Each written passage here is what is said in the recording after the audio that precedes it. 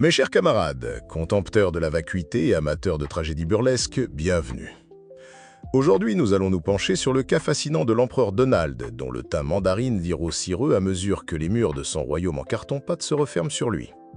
Vous avez peut-être sourcillé en apprenant que 2 sous-marins nucléaires américains faisaient du rasmot aquatique près des côtes russes de panique pure. Car voyez-vous, la bête est blessée.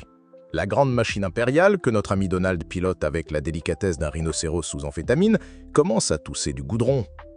Tout remonte à son idée de génie, son super plan tarifaire d'avril dernier. Une manœuvre économique si brillante qu'elle fait aujourd'hui vaciller le grand Léviathan américain au bord de la récession. Même son triomphe diplomatique, forcer cette pauvre Ursula von der Leyen à gober une sanction de 15% contre la Russie sans même un vote de protestation, n'a eu aucun effet sur l'économie domestique. C'est l'arroseur arrosé, le pyromane pris dans son propre incendie. Et la réaction de notre cher leader face à cette dissonance cognitive? Un déni si cosmique qu'il pourrait générer son propre champ de gravité. Quand le dernier rapport sur l'emploi révèle des chiffres faméliques, que fait-il? Il renvoie, avec la grâce d'un tyran de cour de récré, le directeur de l'agence qui a osé publier ses hérésies. Les chiffres importants comme celui-ci doivent être justes et précis. Ils ne peuvent pas être manipulés à des fins politiques, clame-t-il sur sa propre plateforme de vérité alternative, avant d'asséner, sans la moindre trace d'ironie, l'économie est en plein boom. Un boom qui doit sans doute relever du booming, le bureau officiel d'optimisation mnémonique et d'information nationalement glorieuse. Car dans la réalité, celle où les chiffres ne mentent pas, les gains d'emploi s'amenuisent, l'inflation repart à la hausse et la croissance ressemble à un électrocardiogramme plat. Mais quand la réalité vous gifle, que vous reste-t-il? Le spectacle, mes amis, le grand théâtre de la propagande. Il faut voir le récent entretien de Marco Rubio si vous voulez vous esclaffer devant l'abîme du ridicule. On y voit ce parangon de la servilité, les yeux humides de dévotion, jurer ses grands dieux que la frappe américaine contre 3 sites nucléaires iraniens a causé des dommages significatifs, très significatifs, substantiels. C'est un spectateur de marionnettes où le pantin récite sa partition avec la conviction d'un eunuque chantant les louanges de la virilité, alors même que les propres agences d'intelligence américaines, dans un rapport fuité, parlent de centrifugeuses largement intactes et d'un programme retardé de quelques misérables mois. Trump est si seul dans son délire qu'il doit mobiliser ses propres acolytes pour polir le bronze de ses mensonges. Hélas pour lui, on ne peut pas virer Wall Street.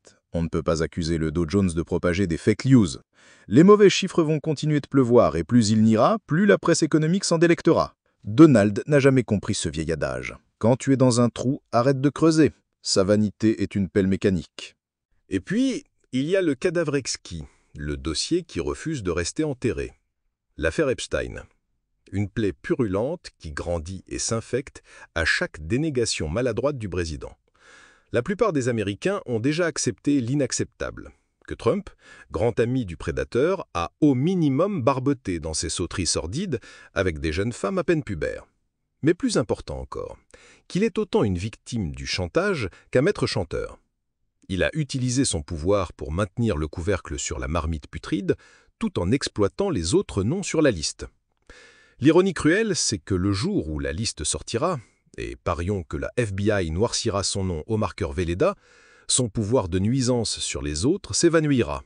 Ils n'auront plus rien à perdre et tout à gagner à raconter leurs propres histoires salaces en y incluant copieusement le nom de Donald. Un président américain peut-il survivre à un tel cloaque? Face à ce tsunami de déconfiture économique, de scandales sexuels et de fiascos géopolitiques, l'OTAN qui s'effrite, l'Ukraine qui tombe pendant que les troupes russes avancent sur Pokrovsk à une vitesse effarante, que reste-t-il? Il lui faut une distraction sismique, un grand feu de joie pour détourner tous les regards. Et c'est là que le ricanement de Medvedev devient sinistre. La guerre. La guerre entre les États-Unis et la Russie, sur le sol ukrainien, devient une option de plus en plus probable pour toutes les mauvaises raisons du monde. Le temps presse.